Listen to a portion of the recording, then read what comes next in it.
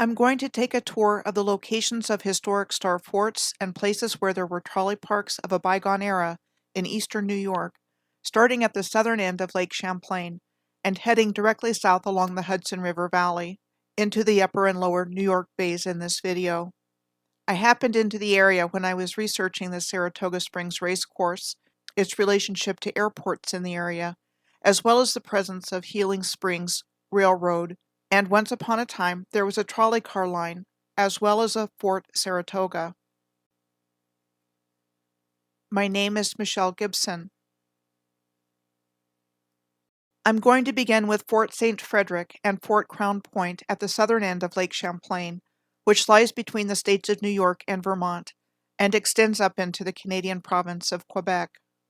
Fort St. Frederick was said to have been constructed by the French starting in 1734 on Lake Champlain at Crown Point, New York, in order to control the lake and to secure the region against British colonization, but that it was already destroyed by 1759 before the advance of a large British army. Then the British were said to have built the much larger Fort Crown Point next to the ruins of Fort St. Frederick in 1759, and this fort fell into ruins after the American Revolutionary War. The ruins of both of these star forts have been preserved on the grounds of the Crown Point State Historic Site since 1910. Fort Ticonderoga is 116 miles, or 186 kilometers, southeast of Crown Point State Historic Site. Fort Ticonderoga was said to have been built by the French between 1755 and 1757 during the French and Indian War, and was of strategic importance during the 18th century colonial conflicts between the British and the French, and played an important role during the American Revolutionary War. It ceased to be of military value after 1781, we are told, and the U.S. government allowed it to fall into ruin. Fort Ticonderoga was purchased by a private family in 1820, and it became a tourist stop, and today a foundation operates the fort as a tourist attraction, research center, and museum. I came across this circa 1780 map showing a number of other historical forts in this part of New York State, so there are more named here than what I was first aware of when I started doing the research here. Also, what looks to be the beginning of the Hudson River is on the left-hand side of the map, and to the left of Lake George, which is below Crown Point and Fort Ticonderoga. The upper part of the map is showing Fort Independence directly across from Fort Ticonderoga. At the other end of Lake George, which lies between Fort Ticonderoga and Independence, we find a Fort George and Fort Anne showing on this map. Fort George on Lake George was said to have been built in 1755, destroyed in 1777, and abandoned in 1780. Fort Anne was said to have been built in 1757, and was the location of the American Revolutionary War Battle of Fort Anne, fought on July 8th of 1777 between Continental forces in retreat from Fort Ticonderoga and General Burgoyne's larger British army as part of the Saratoga campaign, and called a British victory. I will be talking about Fort Edward on this map shortly. Not showing on this map on the southern end of Lake George, along with Fort George and Fort Anne, is Fort William Henry, said to have been built in 1755 by the British during the French and Indian War as a staging ground for attacks against the French position of Fort St. Frederick back up at Crown Point. Picking up at Fort Edward on the Hudson River from the upper half of the map, the lower half of the 1780 map shows Fort Miller, Fort Hardy, Saratoga, and Stillwater along the Hudson River. Fort Edward is located just below the towns of Hudson Falls and Moreau. There's not much left of Fort Edward to speak of. There is a marker at the intersection of Route 97 and Route 4 near the Anvil Restaurant and Lounge that marks the site of the northeast bastion of Old Fort Edward, part of the outworks of the fort. In the middle of what is now a residential neighborhood, there is a marker designating part of what was the old moat of Fort Edward. And in a park that overlooks a bend in the Hudson River, there is a big stone with a plaque marking the historic location of Old Fort Edward. The nearby town of Moreau appears to be an interesting place by just glancing at the Google Earth screenshot. The arrow is pointing to a structure in the landscape that looks like it could have been a star fort at one time. The towns of Moreau and Hudson Falls are connected by the Fenimore Bridge, which was said to have been constructed in 1906 by the Union Paper and Bag Company, as the company had plants in both places. With 15 arch spans, roadway, sidewalk, and a standard gauge railway track, At one time, it was considered the longest multiple-span reinforced concrete arch bridge in the world. It was closed to traffic in 1989 after it was deemed to be structurally deficient, and a replacement bridge was built next to it. Like Fort Edward, Fort Miller below it on the Hudson River is remembered by a historical marker erected by the State Education Department in 1940 and simply says it was built in 1755 by Colonel Miller. Fort Hardy in Schuylerville, New York, came next going south on the Hudson River, where today there is a Fort Hardy Park in town. Fort Hardy was the location of the British General Burgoyne's surrender following the Battle of Saratoga, when the Americans defeated the British Army in October of 1777, and a turning point in the Revolutionary War. Below Fort Hardy, there was a historical Fort Saratoga on the Hudson River, and then a short distance below Fort Saratoga were Fort Inglesby and Fort Winslow, both in Saratoga County, in Stillwater, New York. Between Fort Inglesby near Saratoga Springs and the next cluster of 3 historic star forts at West Point, New York, on the Hudson River, there were 4 historic trolley parks. First, we come to Niverville, New York, 68 miles or 109 kilometers south of Fort Inglesby on the Hudson River, where Electric Park was located on Kinderhook Lake. The Electric Park there was described as the largest amusement park on the East Coast between Manhattan and Montreal during its run from 1901 to 1917. We are told this electric park was created by the Albany and Hudson Railroad Company in order to increase ridership on weekends. The reasons given for the closure of the Electric Park of Niverville in 1917 was that the popularity of automobiles no longer restricted people to rails and river steamer transportation, World War I, and high insurance premiums due to the number of trolley parks that had burned down. The Hudson Athens Lighthouse is located below Niverville. It was said to have been built between 1873 and 1874, becoming operational in 1874. In 1967, New York Governor Nelson Rockefeller established the Hudson River Valley Commission, which suggested that the United States Coast Guard deed over or lease lighthouse facilities to nonprofit historical groups to ensure their preservation and upkeep, and this lighthouse was the first to be tried through such a program, and in 1984, the lease for the lighthouse was first turned over by the Coast Guard to the Hudson Athens Lighthouse Preservation Society. The Saugerties Lighthouse, just north of Saugerties, New York, is below the Hudson Athens Lighthouse. It was said to have been constructed in 1869, replacing an earlier 1838 lighthouse. The Saugerties Lighthouse Conservancy purchased it in 1986 and restored it. The Conservancy manages the property, including offering 2 bed and breakfast rooms and public tours. Next, we come to Kingston, New York, where the historic Kingston Point Park and Rondout Lighthouse were located, 106 miles or 171 kilometers south of Fort Inglesby. Kingston Point Park was said to have been built by Samuel Kuykendall, the wealthy owner of the Cornell Steamboat Company and Ulster and Delaware Railroad. The stated purpose of the park was to serve as a steamboat landing for the Hudson River Day Line and a place where trains and trolleys would take passengers into Kingston and the Catskill Mountains. Kingston Point Park opened in 1896 and had a Ferris wheel, merry-go-round, bandstand, and boat rentals. A fire in the 1920s destroyed most of the buildings. All that remains today at the Kingston Point Rotary Park is a park setting, beach, and trolley tracks. The Rondout Lighthouse in Kingston was said to have been built in 1915 to replace an earlier lighthouse constructed in 1867. Rondout Lighthouse was transferred to the city of Kingston by the Coast Guard in 2002 and is currently managed by the nonprofit Hudson River Maritime Museum. The Esopus Meadows Lighthouse is below Kingston on the Hudson River.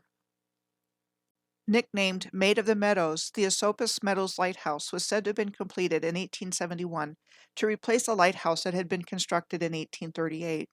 Interesting to note that the lighthouse was described as having been built with a granite foundation on top of piles that had been driven into the riverbed. The lighthouse was closed in 1965 and said to have fallen into a state of disrepair, especially the granite foundation, which we are told had begun to fall apart due to ice damage. The Save Esopus Lighthouse Commission leased the lighthouse from the Coast Guard in 1990 in order to restore it and took ownership of it in 2002. We come to Poughkeepsie next, 121 miles or 194 kilometers south of Fort Inglesby, where the Woodcliff Pleasure Park operated from 1927 to 1941. It was the home of the Blue Streak roller coaster, the highest and fastest roller coaster anywhere during its time, and one of the largest swimming pools in the country. The Woodcliff Pleasure Park was said to fall on difficult times and permanently closed in 1941. The next historic trolley park we would have come to was the Orange Lake Amusement Park that was located 6 miles or 10 kilometers west of Newburgh, New York. It was a place where people could enjoy fishing, boating, swimming, and a pleasant walk.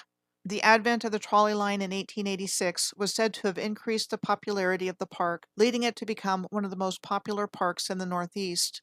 We are told the president of the Central Hudson Steamship Company, former New York Governor Benjamin Barker Odell, Jr., and board member of the trolley company, developed Orange Lake Park into a showcase and added a roller skating rink, snack bars, a midway with games of chance, a Ferris wheel and other rides, a beach for swimming, and boat rentals. During the Great Depression, the Orange Lake Park was forced to close for a number of years. It was eventually dismantled in 1941 and turned into a residential community with nothing of the amusement park remaining. After leaving Orange Park and Newburgh, New York, we arrive at Forts Clinton, Putnam, and Constitution, clustered around the Hudson River at West Point. The location was called the Turn in the Hudson River, and where the 75-ton Great Chain was constructed, with the given reason of preventing British naval vessels from sailing upriver during the Revolutionary War between 1776 and 1778. A 75-ton chain was constructed during the American Revolutionary War. How could they have accomplished this according to the history we've been taught? Fort Clinton was originally named Fort Arnold, as it was commanded by and named after Benedict Arnold before his betrayal to the United States and defection to the British Army. The fort was subsequently named after Major General James Clinton. Fort Putnam was said to have been completed in 1778 with the purpose of supporting Fort Clinton. Even though it was rebuilt and enlarged in 1794, we are told, it fell into disuse and disrepair as a military garrison and was obsolete by the mid-19th century. Fort Constitution was just a short distance away across the Hudson River from Forts Clinton and Putnam on the West Point campus.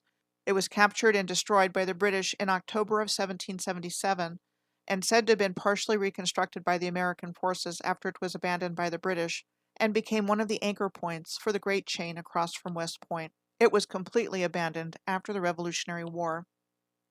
Also destroyed by the British in 1777 were the nearby forts of Montgomery and Fort Clinton at Stony Point, named after Brigadier General George Clinton of the New York militia and commander of the fort before it was captured by the British and destroyed.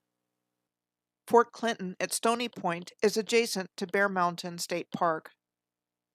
Along with the variety of recreational opportunities to be found at Bear Mountain State Park, including biking, hiking, boating, picnic facilities, swimming, and winter activities like cross-country skiing and ice skating, other places of interest in the park include the Perkins Memorial Tower, said to have been built in 1934, Trailside Museum and Zoo, the Bear Mountain Inn, a merry-go-round, pool, and skating rink.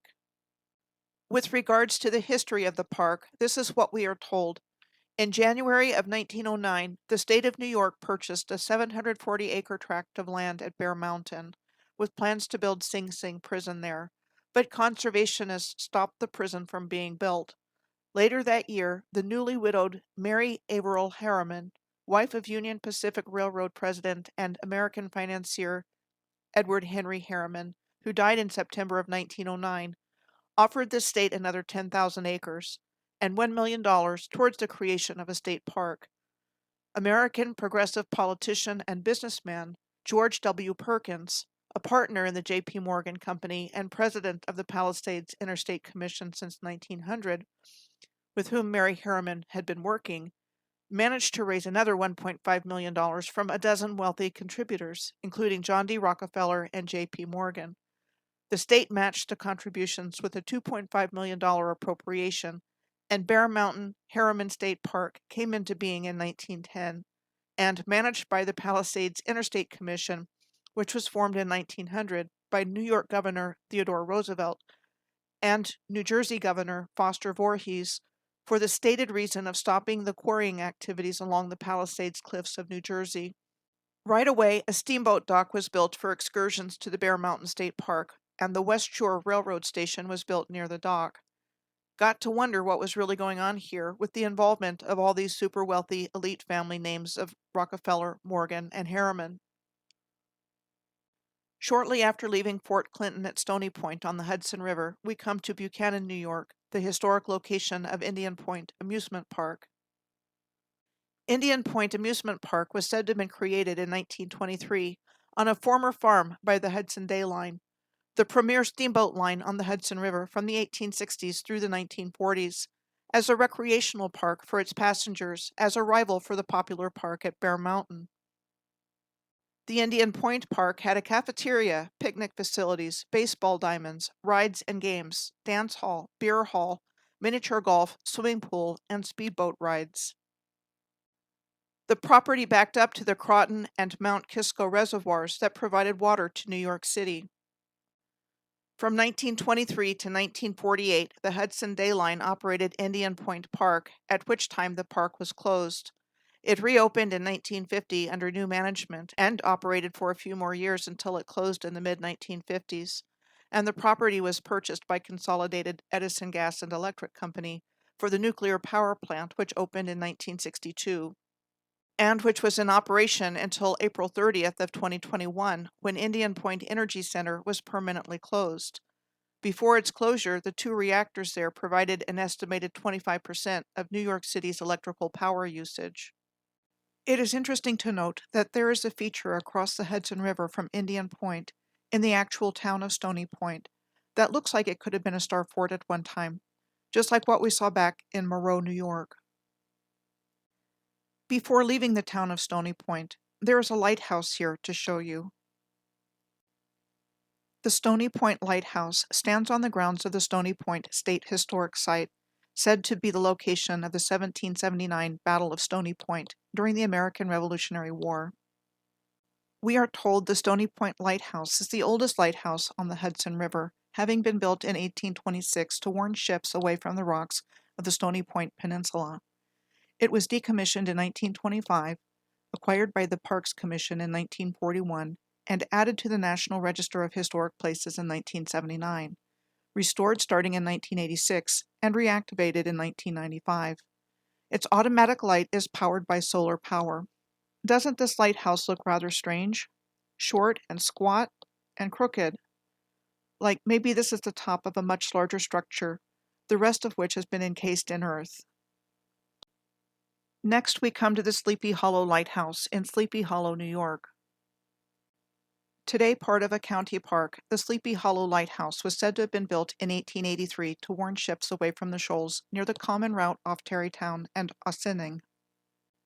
The tracks used by Metro-North's Hudson Line, Amtrak's Empire Service, and CSX Freight are between the Sleepy Hollow Lighthouse and the developed sections of Tarrytown, and the old Cantilever Tappan Zee Bridge, a mainline part of the New York State Thruway crossing the Hudson River at one of its widest points, is 1 mile or 1.6 kilometers south of the lighthouse. Interestingly, the John D. Rockefeller estate, known as Kikowit, is near this location. Situated on the highest point in neighboring Pocantino Hills, the Rockefeller estate was said to have been built in 1913. Further on down the Hudson River, there is a lot of activity on either side of the George Washington Bridge, connecting noteworthy locations in Manhattan and New Jersey. I am going to start unpacking what is here at Fort Washington Park on the Manhattan side of the George Washington Bridge.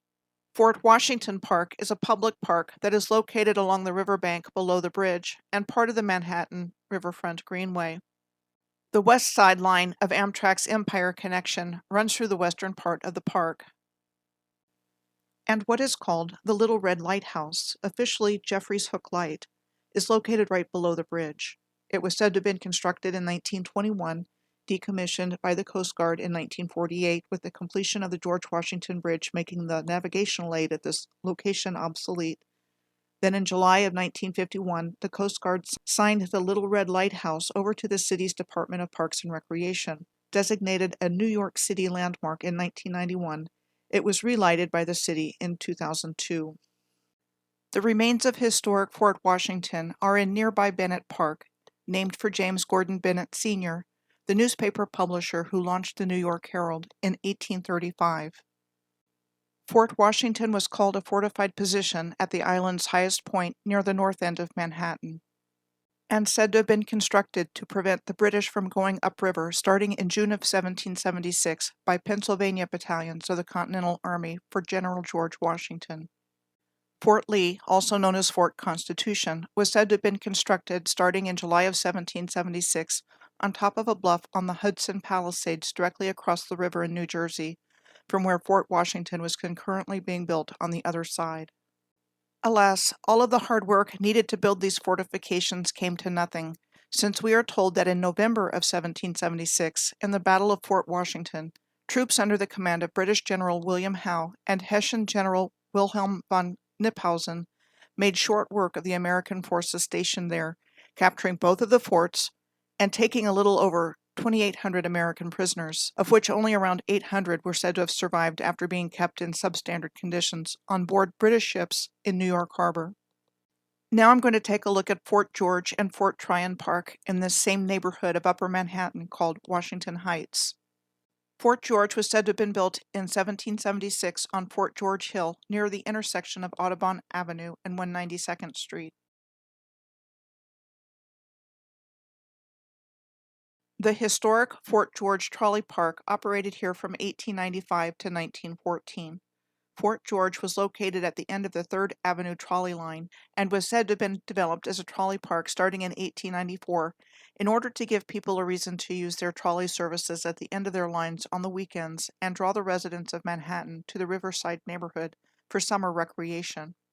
The park's attractions included things like rides, saloons, casinos, the Harlem River Speedway, and vaudeville shows. While the park prospered for years, we are told that local residents began to petition for its closure in 1910 as benefits to the local economy faded, and the neighborhood suffered from social problems stemming from the park, like public drunkenness and high crime.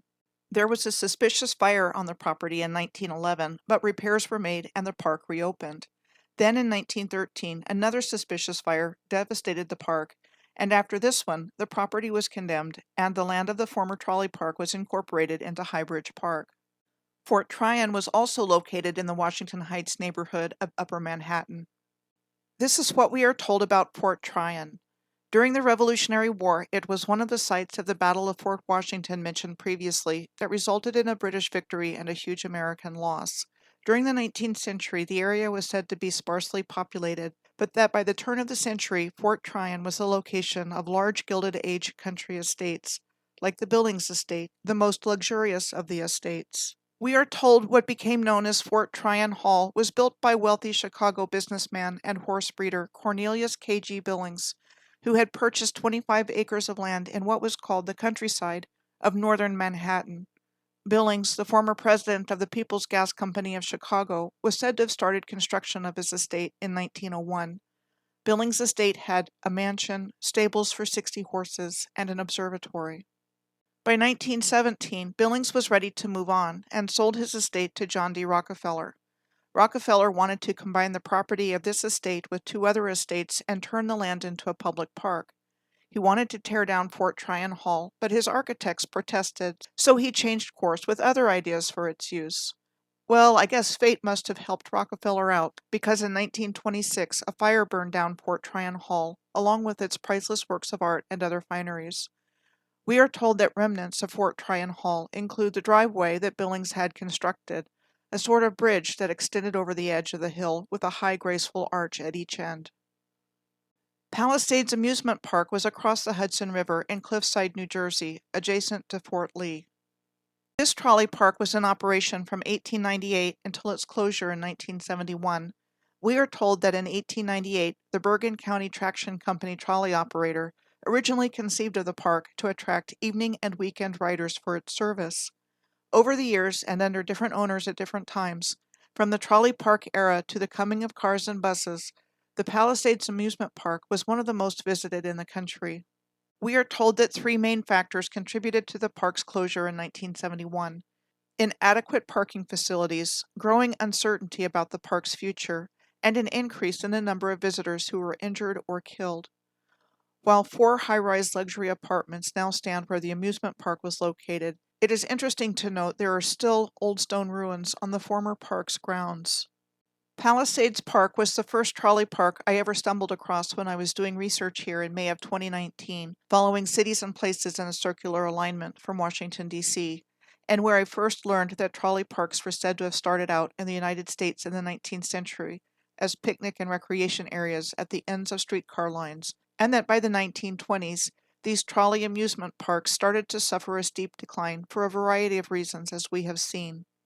Going on down the Hudson River to where it joins with the Upper New York Bay, we come next to where there were 2 pairs of star forts. Upper New York Bay, also called the New York Harbor, is the traditional heart of the Port of New York and New Jersey.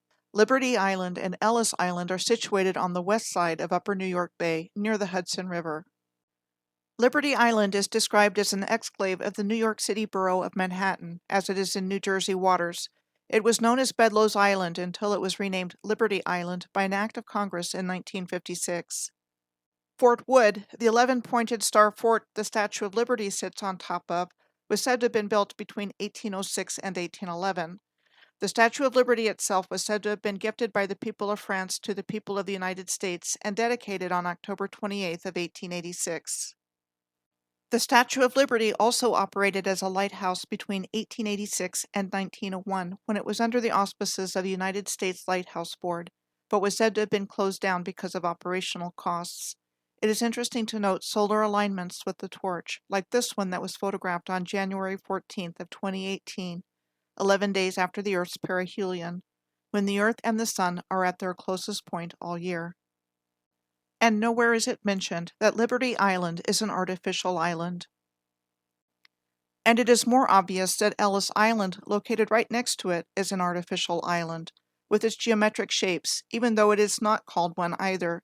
It was said to have been largely created through land reclamation. Prior to when the current facilities were said to have been in existence, Ellis Island was the location of Fort Gibson, one of 40 forts said to have been built as part of the New York harbor system between 1794 and 1812. This marker commemorates Fort Gibson, on what became known as Ellis Island. Co-architects William Alciphron Boring and Edward Lippincott Tilton are given credit for the architecture seen here today, dating from the late 1800s to 1900, and which is currently the museum for Ellis Island. It is said to be what was called Renaissance Revival architecture.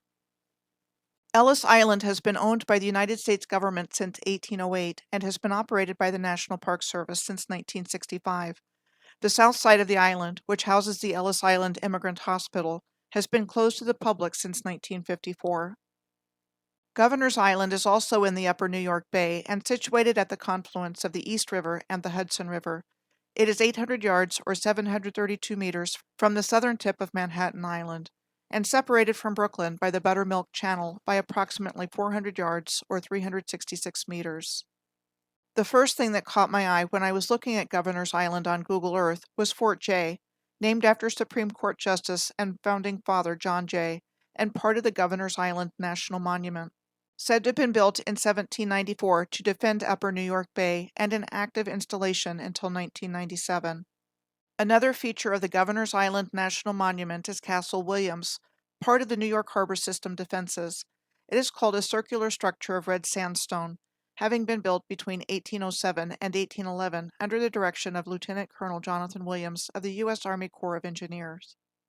Battery Park at the southern tip of Manhattan, the historical location of another star fort, Fort Amsterdam, said to have been surrendered by the Dutch to the British in 1664, and Castle Clinton, a circular fort said to have been built of red sandstone between 1808 and 1811, and the first immigration center of the United States before Ellis Island, between 1855 and 1890. Castle Clinton was also known as the West Battery, a complement to the Castle Williams as the East Battery on Governor's Island. We come to the Robbins Reef Lighthouse in Upper New York Bay on the way to the Narrows, on the west side of the main channel, in a straight line alignment with the Statue of Liberty and Ellis Island. It was said to have been originally constructed of granite and replaced by a cast iron station in 1883. The upper New York Bay is connected to the lower New York Bay by the Narrows and forms the principal channel by which the Hudson River empties into the Atlantic Ocean.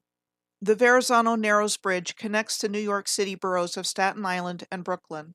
Fort Wadsworth is directly beside the northern side of the bridge on Staten Island. It is described as a former United States military installation said to have been established before the War of 1812, as well as between 1845 and 1861, and a natural defense point for the upper bay of Manhattan and beyond. I could not find clear reference dates on its construction. This sturdy structure was closed in 1994 and is now administered by the National Park Service's Gateway National Recreation Area. On the southern side of the other end of the Verrazano Narrows Bridge is Fort Hamilton in Brooklyn. Fort Hamilton is an active United States Army installation. This is the Fort Hamilton Community Club, the high school for the community of Fort Hamilton, and Fort Hamilton Community Real Estate for sale. Coney Island is just a little ways to the southeast of the Narrows.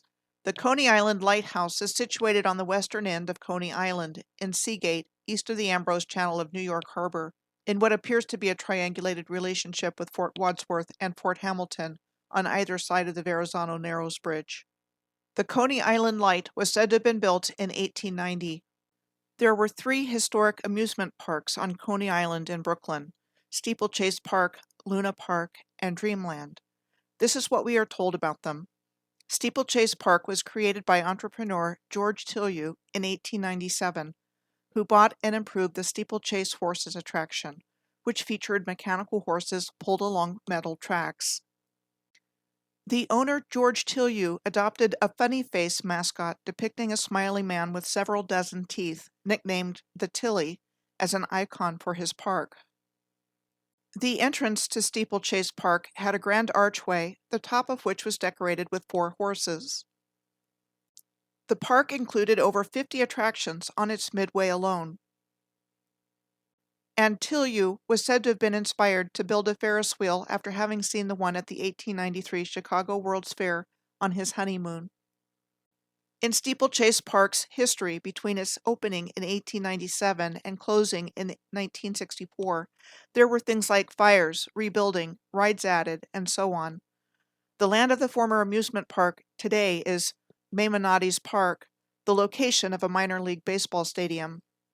And the only remaining structure from Steeplechase Park is the defunct parachute jump. Luna Park at Coney Island opened in 1903. It was said to have replaced Sea Lion Park that was operated by a man named Paul Boyton between 1895 and 1902, the first enclosed and permanent amusement park in North America. He was credited with being the first person requiring an admission fee to enter a large enclosed area containing multiple amusement rides and activities. The so-named Captain Paul Boyton was a world-famous, back in the day, aquatic daredevil and showman who traveled the world's rivers in an inflatable rubber suit. The Flip-Flap Railroad, mentioned at the bottom of this image of Sea Lion Park, was said to be the first looping roller coaster. Paul Boyton's remaining long-term lease on the park was bought out starting on October 1st of 1902 by Frederick Thompson and Elmer "Skip" Dundee. Thompson and Dundee were invited to the Steeplechase Park by George Tillieu for the 1902 season. They were known for their ride, called A Trip to the Moon, that was at the 1901 Pan American Exposition that was held in Buffalo, New York. The name of the fanciful airship that was the main part of the ride, A Trip to the Moon, was Luna, the Latin word for moon, for which, we are told, Luna Park in Coney Island was built around. Well, for one thing, the problem with that story is that there were, and still are, Luna amusement parks all over the world, including Shiraz, Iran, and Ankara, Turkey. The land Luna Park was on was located next to where the Elephantine Colossus Hotel had been located. We are told this hotel was a tourist attraction on Coney Island that was an example of novelty architecture, designed by Irish-American inventor James V. Lafferty. The massive Elephantine structure stood above Surf Avenue and West 12th Street from 1885 to 1896, at which time it burned down, giving Thompson and Dundee more land upon which to build Luna Park. Speaking of elephants, this picture was taken in January of 1903, when Luna Park was said to have been under construction. It shows Topsy the elephant before she was executed by electrocution for being a bad elephant by Thompson and Dundee as a publicity stunt to advertise the opening of their new park. The invited press that day included the Edison Movie Manufacturing Company, who filmed the event. It was released to be viewed in coin-operated kinetoscopes under the title of Electrocuting an Elephant. We are told the park's architectural style was an Oriental theme, with over 1,000 red and white painted spires, minarets, and domes on buildings constructed on a grand scale. All the domes, spires, and towers were lit up at night with an estimated 250,000 incandescent lights. In the middle of the lake at the center of the park was a 200-foot or 61-meter tall electric tower that was decorated with 20,000 incandescent lamps, said to be a smaller version of the electric tower featured in the 1901 Pan American Exposition in Buffalo. Luna Park was accessible from Culver Depot, the terminals of the West End and Sea Beach streetcar and railroad lines. Besides a multitude of rides, attractions at Luna Park included infant incubators, described as a new type of infant care where infant incubators containing premature babies were displayed in shows called infantoriums. They were touted as neonatal health care, helping newborn babies with compromised immune systems by providing a sanitary environment to reduce the possibility of getting an infection. Infant incubators for premature babies became widely available at fairs and amusement parks across America, rather than hospitals, which we are told had nothing to help them. What we are told is that many parents of premature, at-risk babies pretty much had to bring their infants to a sideshow infantorium at an amusement park or fair, and that these infant shows were the main source of health care for premature babies for over 40 years. Say what? Over the years, Luna Park would continue under different management, with constant changes. The end of Luna Park came with 2 fires in 1944, one in August and one in October, which destroyed the park, and in 1946, the whole park was demolished. There has been a Luna Park operating near the original location since 2010 that has no connection to the 1903 park.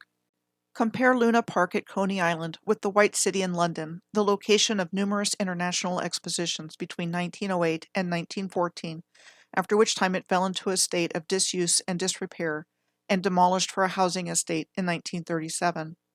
And why does the architectural style at both places look Moorish? Well, how about because the worldwide civilization was Moorish? The advanced civilization from the ancient time of Mu to relatively recently, and then something happened to knock humanity off that positive timeline. Dreamland was the third and last of 3 original parks said to have been built on Coney Island in the early 19th century.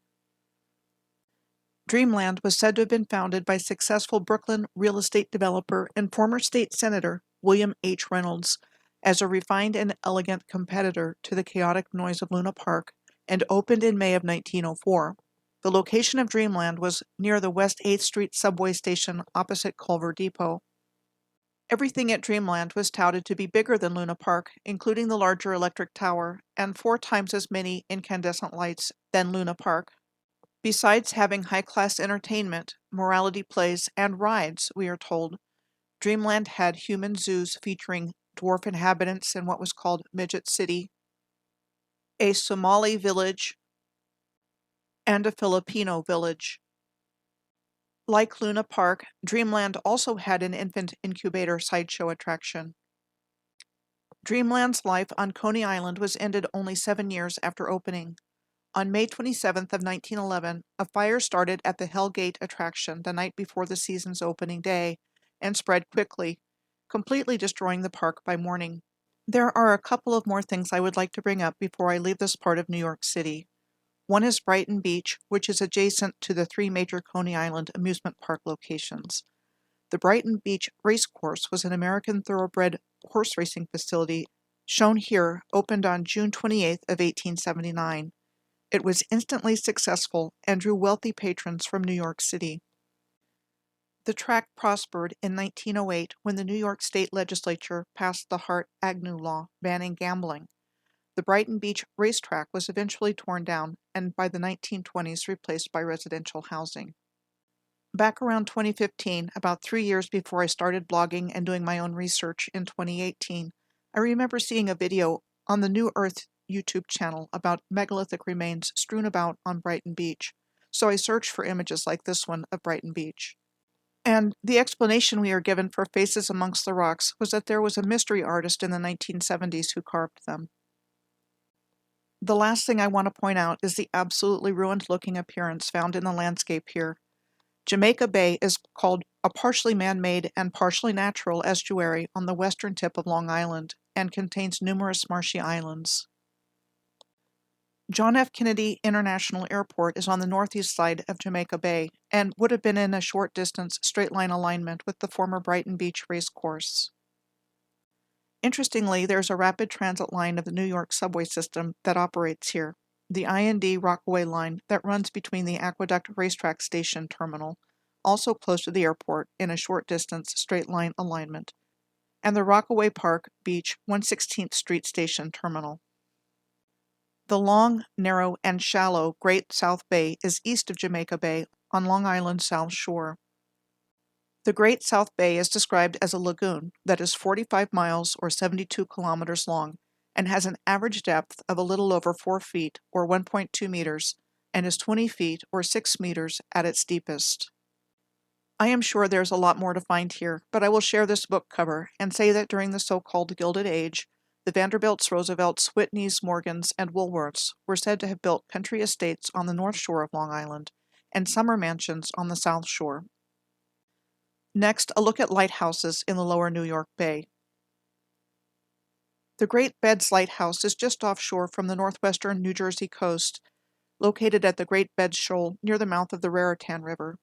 It was said to have been built in 1880 and manned until 1945. The Old Orchard Lighthouse, said to have been built in 1883 and is 3 miles south of the center of Staten Island. This is the West Bank Lighthouse, which serves as the front range light for the Ambrose Channel, which is used in navigation to indicate safe passage or position fixing. It was said to have been built in 1901. The Staten Island Lighthouse on Richmond Hill is the rear range light for the Ambrose Channel, a 90-foot or 27-meter high tower said to have been built in 1912 and is 141 feet or 43 meters above sea level. Romer Shoal Lighthouse is situated between the ship channels of Ambrose, Swash, and Sandy Hook and is approximately 3 miles or 5 kilometers north of the Sandy Hook Lighthouse. It was badly damaged by Hurricane Sandy in 2012, and it was said to have been built in 1838. Fort Hancock and the Sandy Hook Lighthouse are located at the northern end of Sandy Hook at the entrance of the Atlantic Ocean.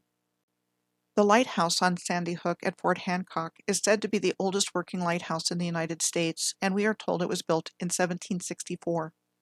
The construction of Fort Hancock was said to have started in 1857 and ended in 1867 without completing the building of the fort under the supervision of then-Captain Robert E. Lee of the Corps of Engineers, and was designed as a 5-bastion irregular pentagon, built primarily of granite. Not only was the fort said not to have been completed, it was also said to have had most of its surviving parts taken down by the U.S. Army after World War II.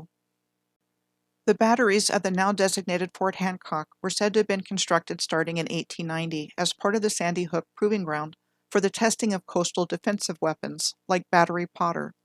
Battery Potter is described as the prototype for a steam hydraulic gun lift carriage, otherwise known as a disappearing gun. Fort Hancock is said to have become inactive in 1974 and is now part of the National Parks of New York Harbor and the Gateway Recreation Area under the National Park System. Just north of Sandy Hook is the Ambrose Channel, the main shipping channel in and out of the Port of New York and New Jersey. On the other side of the Ambrose Channel from Fort Hancock on Sandy Hook is Fort Tilden on the Rockaway Peninsula in New York, a now abandoned Army installation that was said to have been built in 1917 and in use until 1995. It is also a part of the Gateway National Recreation Area and administered by the National Park Service like Fort Hancock. The Navesink Twin Lights are on the headlands of the Navesink Highlands overlooking Sandy Hook Bay. Navesink was also the name of the Lenni Lenape people who inhabited the Raritan Bay shore near Sandy Hook and Mount Mitchell in the scenic highlands in eastern New Jersey. We are told, however, that the Twin Lights were built in 1862. The American Civil War was said to have been taking place between 1861 and 1865, so we are expected to believe that this solid masonry structure, apparently with a lunar alignment, was built during wartime. This is one of the places on Earth where it is exceedingly clear that something is really wrong with the narrative, with many great examples of the flimsy cover stories we are told about how infrastructure came into, and in so many cases, left existence. Early wars in North America, where massive masonry forts, like the Crown Point State Historic Site in northern New York, said to have been built quickly during the French and Indian War timeframe in the mid-1700s, and then either destroyed or abandoned during or after those wars. Trolley amusement parks that were terminals of trolley car lines that went up in flames or are otherwise long gone, like Luna Park at Coney Island. And lighthouses that were said to have been built in the 19th and 20th centuries for the sole purpose of navigational aid, and then by and large deactivated and turned into local attractions. There were many lighthouses here historically that are no longer physically present.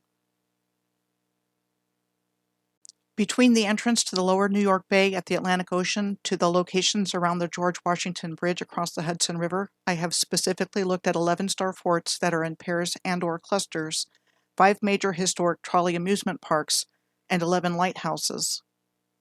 First, star forts, which quite frequently have the word battery associated with them, like the Battery Potter at Fort Hancock that I just talked about. What are the meanings of battery? One is a device that produces electricity and may have several primary or secondary cells arranged in parallel or series. Another is the heavy fire of artillery to saturate an area rather than hit a specific target, or an assault in which the assailant makes physical contact. I think the answer to the mystery of star forts, found in pairs and clusters here in New York and all over the Earth, lies in the first answer, that somehow these star forts functioned as batteries or circuitry for the purpose of producing energy for the Earth's grid system, but they were repurposed to the second definition in another timeline to have a military function. Does the third definition of battery apply here? I think that it does, in the sense that a major assault has been committed against humanity by all that has taken place here without our knowledge and consent, and removing all of this critical information from our awareness about the true history of humanity, and so much more. Next, trolley amusement parks. The word terminal is associated with rail lines, defined as the end of a railroad or other transport route or a station at such a point, and a point of connection for closing an electric circuit. Trolley amusement parks were typically located at the end of streetcar lines, like what we saw back at the famed Palisades Park near Fort Lee in New Jersey. It sure looks to me like the electric amusement parks found at the terminals or ends of trolley lines were a really fun and beautiful way the designers of the original advanced civilization contributed to powering the Earth's free energy producing grid system. This thought leads me to the last subject I have studied in depth in this video, lighthouses. While I do believe that lighthouses likely served to guide ships through maritime passages, I also think they were serving multiple purposes on the Earth's grid system. Perhaps lighthouses were literally a house for light, for the purposes of precisely distributing the energy generated by this gigantic, integrated system that existed all over the Earth, that was in perfect alignment with everything on Earth and in heaven. The parasitic and multidimensionally aware beings behind the wholesale destruction of Earth's true history and humanity's legacy want us to believe that suffering, sickness, misery, destruction, death was and is our normal state of being, and not question what we have been taught about who we are. They are the only ones who benefit because they energetically feed on humanity's negative emotional states. What was Team Dark to do? They were jealous of humanity, greedy, and hungry for wealth and power. They wanted to rule over it all, take the wealth for themselves, and control the destiny of humanity for their own benefit. But the problem is, in a free will zone like Earth, the human beings who live here have to give their consent to choose whether to follow the light or the dark.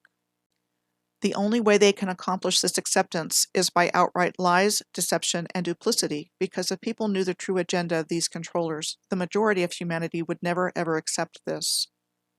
I believe that these beings with a negative agenda devised a complicated plan to knock humanity off the original positive timeline of higher consciousness in an interdimensional war in order to control humanity, using humans as their tools against the Creator and creation.